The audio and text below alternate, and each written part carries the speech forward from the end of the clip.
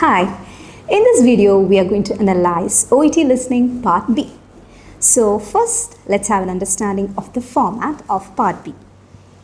Okay, so what you basically hear in part B of listening is you'll be hearing 6 different audio recordings which are basically workplace interactions, and these 6 recordings will be independent of one another where you get to hear 1 or 2 speakers talking on a specific topic, and out of that one will always be a healthcare professional, and the duration of this recording or audio in part B would be approximately 45 seconds. And then you need to understand that the question type in listening part B will be multiple choice questions, with each question having 3 different options. And one more thing that you need to understand is that before the audio begins, before each of these 6 audio begins, before each question, you will have around 15 seconds to prepare. Now, during this 15 seconds of preparation time, that is the time to read the questions and read the options, what you would be actually, or what you should actually do during these 15 seconds. Let me tell you. The one thing that you need to keep in mind is that you should not go for a word-to-word or word-by-word match between the words in the questions or the options, and you should not be trying to match it with an exact same word in the audio. It might be difficult for you to get such a match. Rather, you should be focusing on the meaning of the options and try to understand what is being said in the audio and try to relate them. So you should always keep in mind that there will be synonyms. That is, the options that you see in the question booklet, the words in the options, you might not hear the same words in the audio. But at times you can hear the same words in the audio as well. But that doesn't mean they will be the right answer. They are called as distractors. That is, you will hear words which are there in the options in the audio, but the option will be incorrect. These words are actually being mentioned in the audio just to mislead you or just to misguide you. Now, we can actually understand this through an example. Let's get into the example. Now, you can see the question and the options on the screen, and you can listen to the audio in the background. Question 26. You hear a pharmacist talking to a customer who is in pain. Now read the question.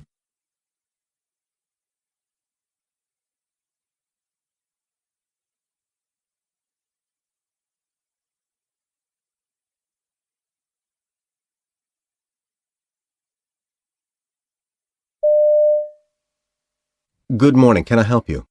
Yes, I've been in a bit of pain. I've got arthritis, you see, but it's not that, it's my jaw. Oh, have you had this problem before? Yes, it flares up when I get anxious and, I'm a bit stressed at the moment. I usually take some paracetamol, but I don't want to take too much because, I'm already taking arthritis medication. Well, paracetamol is usually well tolerated and can be used with your anti-inflammatories. But you're right. Taking that is not getting to the root of the problem. Have you seen a dentist or a doctor about this? Yes, I've had a bite splint at one time, but, it never really helped. Well, I'd recommend seeing someone about it again because this can become a chronic problem. Okay, you're probably right. Thanks so much. Well, how many of you were able to identify the right answer? Well, if you had focused on the audio, you would have heard these arthritis being mentioned in the audio, bite splint being mentioned in the audio, and nothing as drug as is not mentioned, but they are mentioning about paracetamol and other medications for arthritis. So this is how it went. So from what you have heard, how to conclude the right answer?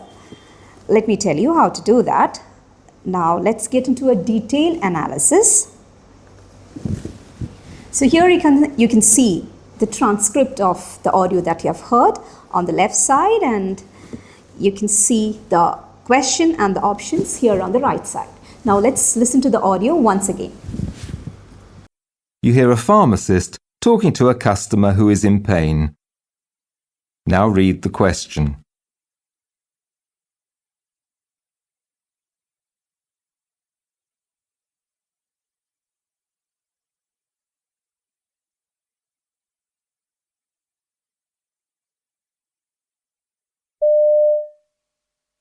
Good morning. Can I help you? Yes, I've been in a bit of pain. I've got arthritis, you see, but it's not that, it's my jaw.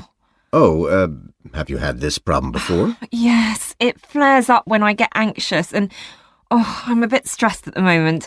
I usually take some paracetamol, but I don't want to take too much because, I'm already taking arthritis medication.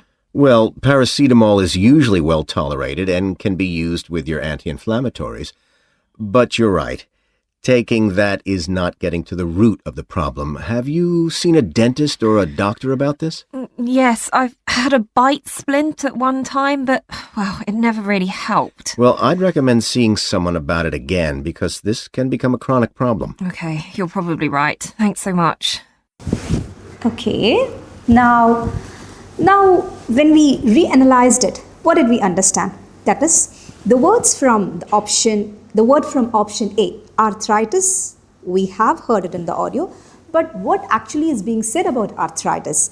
The customer says that, I have got arthritis, but it's not that, it's my jaw. So the current pain that she has come to discuss about, it's not about arthritis, but it's regarding her jaw. And for that reason, we can easily eliminate option A, because the question asks for what is the customer seeking help about, regarding what pain the customer is seeking help.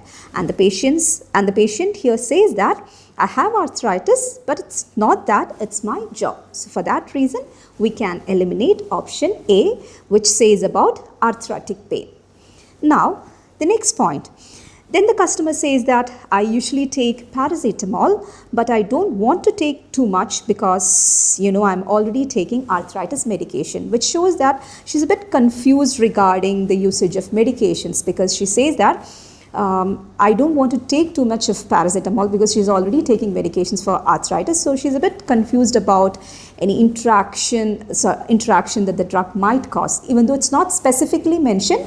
But we understand that she has some confusion regarding the usage of medication. So let's put that option on hold. Option C, which talks about drugs. Then we come to option B. That is, we also hear in the audio patient mentioning that she had a bite splint at one time, which means that as of now she's not using bite splint. At a point she was using bite splint. And as per option B, the option B says that the patient's current concern is the discomfort caused due to a bite splint. But as of now she's not using bite splint, and for that reason we can eliminate option B as well, which means that we are left out with only option C, and we can conclude that option C is the right answer. So now I think you can relate what I said initially about synonyms and distractors. That is, the words from the right option here, potential drug interaction, directly we are not hearing in the audio. They are nowhere mentioning the word drug or interaction. No, we can't hear it in the audio. But at the same time, we are hearing words from the incorrect options A and B. And they are called as distractors. They are talking about arthritis, they are talking about bite splint, but they are not the right answers. So let me conclude by saying that when you're doing OET listening part B, it's not just about the words. You have to go beyond words. You have to keep in mind that you will be definitely hearing synonyms and they might be distractors as well. Okay? So hope you found this video helpful. We'll be right back with more such videos. Stay tuned. Thank you. MedCity International Academy. Trusted hands forever.